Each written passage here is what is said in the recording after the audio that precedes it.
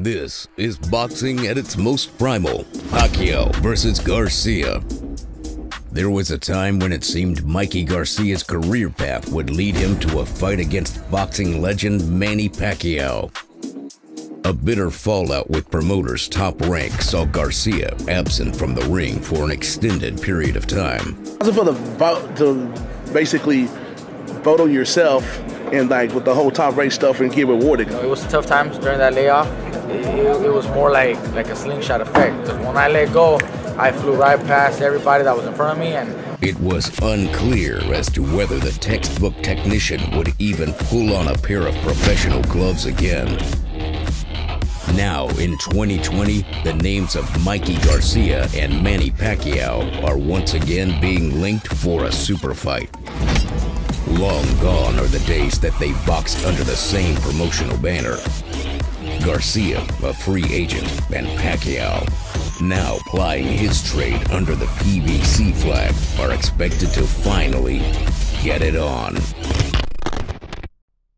Welcome to a Primal Boxing presentation. This is Pacquiao versus Garcia, boxing at its most primal. he's a living legend. You know, it'd be tremendous. It'd be a great thing for my legacy. You know, to get in the ring with an all-time great like Manny. I can take him out and show that I'm just as great. Ever since announcing himself on the world scene in early 2011 at featherweight, Mikey Garcia has been lauded by boxing observers as a classic stand-up boxer, mixed with superb fundamentals, little special effects, but a ruthless efficiency at carrying out a game plan has placed him in and around the lower reaches of the pound-for-pound conversation for the best part of a decade. After his most recent win, the 32-year-old made no secret of some of the boxing rivals he is chasing down next. You know, I'm ready to get back in with the best. I would love to get an opportunity to fight Manny Pacquiao or a rematch against Errol Spence. I think it would be a tremendous fight. Two names came to the fore: a rematch with Errol Spence Jr. or a fight with a certain Manny Pacquiao. Garcia has always been the type of fighter willing to chase a challenge. In his first fight at 147 pounds, he stepped right on up to the top level by taking on quality southpaw Errol Spence Jr. prior to Spence's involvement in an unfortunate high-speed motor crash. And, you know, I was able to make it safe, and I was able to return back to boxing next year. We're looking at it right here again, the scene of the accident, one car accident. He was riding high as the beast of the division, all set for an in-ring collision with another American star in the form of Terrence "Bud" Crawford. Spence's injuries are yet to be determined, and his long-term boxing future is still riddled with more questions than answers. Health-wise, anything that will keep you out of the ring, or can you get through this? Oh, I definitely get through it. Garcia's decision to move up and challenge Spence for his IBF title was seen as folly, even though the Californian was picking up the riches provided by a Fox Sports pay-per-view. Brave to the last, Garcia soaked up every inch of his beating without complaint. But a beating it was, as Spence peppered him with southpaw leads, straight left hands, and a variety of shots to the head and body. Towards the end, a bruised and battered challenger was merely hanging on for the final bell. Learning the lessons from that endeavor. He's good. He's very skilled. He fucking pulled it off perfectly that night. And I just wasn't able to do anything. Garcia returned to welterweight to take on Jesse Varga in Frisco, carrying the weight more comfortably than before. Mikey was able to judge the distance better and adapt to the early moves of Vargas, utilizing his own timing and accuracy. Introducing Vargas to the canvas in round 5, he showed that even though he may be lacking the natural size, he retains an innate ability to pick the correct punch at the right time. Once he defined a rhythm, Garcia found that catching and hurting Vargas was easier than hunting down the likes of Errol Spence. Trapping and timing a Manny Pacquiao, even at 41 years of age, will be another task all in itself. Pacquiao remains one of the sport's premier operators and high-level attractions. The legs may not be as sprightly as in his prime, but the speed, shot selection, and punching power make Manny Pacquiao a formidable force at welterweight. In 2019, Manny fought two considerably younger men and beat them both on points. First up came Adrian Broner in January, known in the trade as a talented yet erratic fighter. Broner's brash personality had served to turn off a lot of boxing fans. Showtime debut.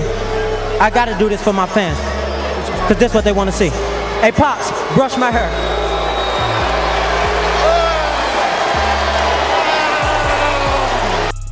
Manny took the fight to the Cincinnati native, punching aggressively in bunches, pushing the younger man repeatedly to the back foot.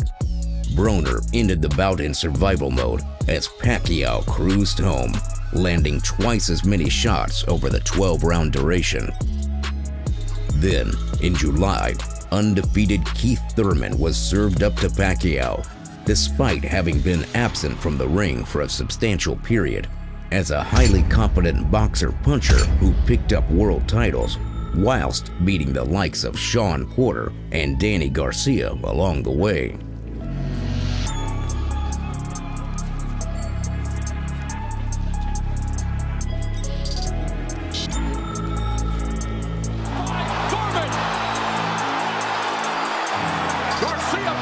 BC Unified Welterweight Champion of the World, Keith Thurman. Pacquiao got off to a lightning-fast start, introducing Thurman to the seat of his pants in the opening round, sending the crowd into raptures. That knockdown ultimately secured Pacquiao the fight as he won on a split decision, with Thurman having worked out a few stylistic conundrums along the way and boxing his way back into the contest. What lessons can be learned from Manny Pacquiao's most recent victories? What areas of weakness can opponents hope to capitalize on, even though Mikey Garcia says he is comfortable at 147? I felt strong before, and it just might have been a little too short time to adjust to the weight, maybe. I don't know. His orthodox skills and accuracy will only take him so far.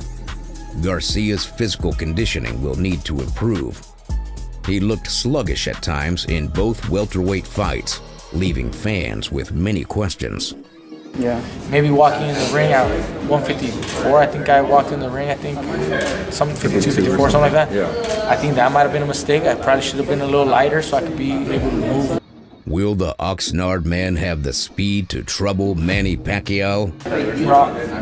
When I was trying to bulk up, I actually went up even higher. I went up to like 165. But during the time that I was bulking up, right? Well, maybe that was a mistake. Maybe that made me slow. Starting slowly against the Pac-Man has proven to be a recipe for disaster. Garcia will need to be sharp and focused from the start if he is to derail the Filipino. Would Mikey Garcia be better served campaigning down at 140, targeting the likes of Josh Taylor, Jose Ramirez, or even further down the weights, Vasily Lomachenko? Family ties and promotional bad blood could put the shackles on those contests, pushing Mikey to seek fame and fortune up at a higher weight class. This is a fight that has been in the making for years. If and when Manny Pacquiao and Mikey Garcia finally share the ring, which of these boxing powerhouses will claim victory? Has the time finally arrived for Mikey Garcia to place a statement victory on his record? Or will Manny Pacquiao once again stop the hands of Father Time from turning as he adds another quality name to his already glowing resume? Don't forget that vital 1, 2, 3 combination. Like, subscribe, and ring the final bell.